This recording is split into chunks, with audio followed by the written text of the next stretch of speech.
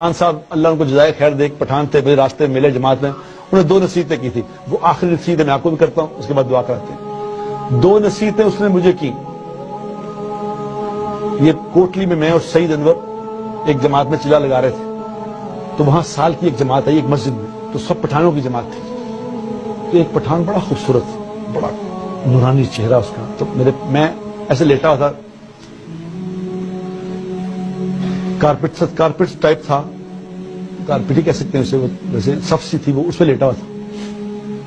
تو اس نے دیکھا کہ اور مجھے کچھ 2-3 لڑکے نا دبا رہے تھے.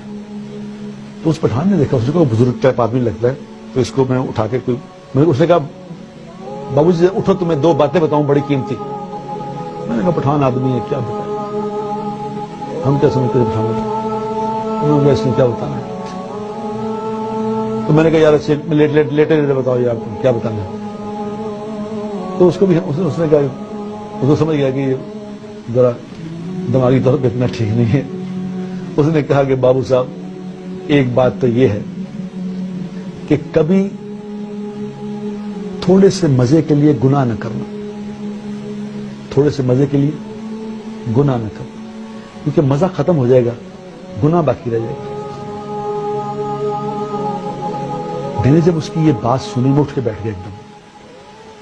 میں نے کہا پھر بتاؤ کیا کہا.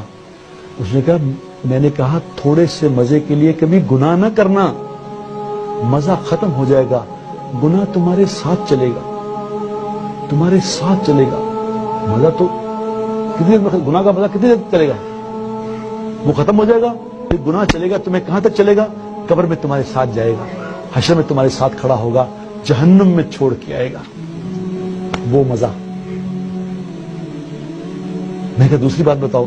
اس نے کہا بابو صاحب دوسری بات یہ ہے کہ کبھی تھوڑی سی مشقت کے خوف سے، کبھی تھوڑی سی مشقت کے خوف سے نیک عمل نہ چھوڑنا، کیونکہ مشقت ختم ہو جائے گی، عمل باقی رہ جائے گا، عمل تمہارے ساتھ چلے گا.